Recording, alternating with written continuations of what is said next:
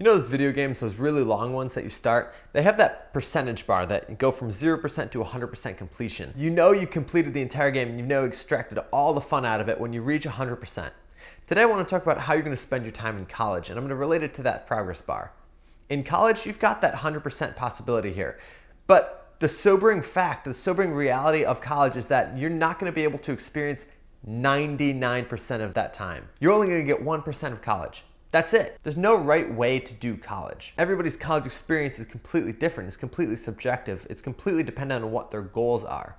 And I want to introduce you to a spectrum that are commonly found in board games. It's a spectrum of luck to strategy. Games always fall on this spectrum in some way. The ones that are complete luck are usually just rolling dice and you're seeing what happens. Baccarat comes to mind. You don't really have any meaningful choices in that. If you've got complete strategy, that's a game like chess. In college, these two examples exist as well. If you want to go for the full Baccarat time, you don't have to make any decisions in college. You can have experiences while doing absolutely nothing. Stuff will happen to you because there's so much stuff going on in college that it's impossible not to do anything. Even if you take absolutely no actions and make no specific decisions about goals or strategies or anything like that, you still will have a full college experience. It's just going to be a much more meandering experience. You're not going to be choosing what you're having. It's going to be much more inspirational and much more hitting you in the face. Now, if you go on the complete opposite route, which is full-on strategy, knowing exactly what experiences that you want to have in college and knowing exactly what things you want to hit and focusing solely on that so you extract as much of that portion as possible,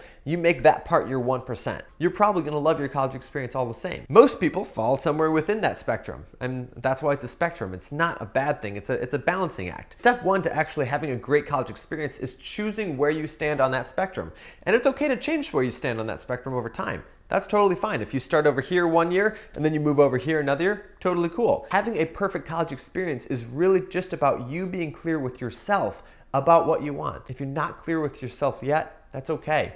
It just means you're more on this meandering path. You can actually use the same 7-step plan that I posted yesterday, the new job framework, to figure out what a college experience you want to have. It's the same thing. It's just being clear about what your priorities are and what you want your opportunities to look like in this college experience. When I went into college, I had a very specific goal. My specific goal was to meet as many different people as possible and to really understand social dynamics, to understand how to be social. Parties were one of the best ways to do it. The reason I partied so much is not just because it was fun. I mean, okay, it was a lot of fun, but it was because I was learning skills at the exact same time. I also looked at how many weekends I had in college, and I figured out that I had 128 weekends in my 4 years of college. That's so short. I wanted to go to a lot of parties, and 128 weekends were just not enough.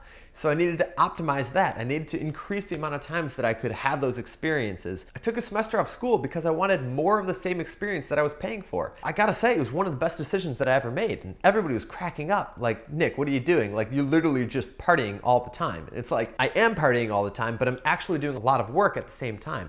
I was reading books constantly. I was finishing about a book a week. And I was getting a job at the same time. I was working full time, so I was making money, I was learning new skills, I was partying, I was having a great time, I was getting the full college experience, but I was doing it on my terms. I did it on my priorities. I knew exactly what I wanted, and because I knew what I wanted, I was able to design my college career to be exactly what I wanted. And to be honest, I fall more on this side of the spectrum. I'm not telling you you have to be on this side. Just know that this spectrum exists and place yourself on this spectrum so that you're okay when you're more on the meandering side. That's totally fine. I'm not going to tell you that that's a bad college experience because it's probably a great college experience. But you need to be conscious of how you're spending your time and what that 1% is that you're extracting from college. You're not going to get 100%. You're not even going to get it 2%. You can only get 1%. Be specific about what that 1% is. And if you decide that, hey, you know what? I want a meandering 1%. Great. Be happy with it. Don't regret it.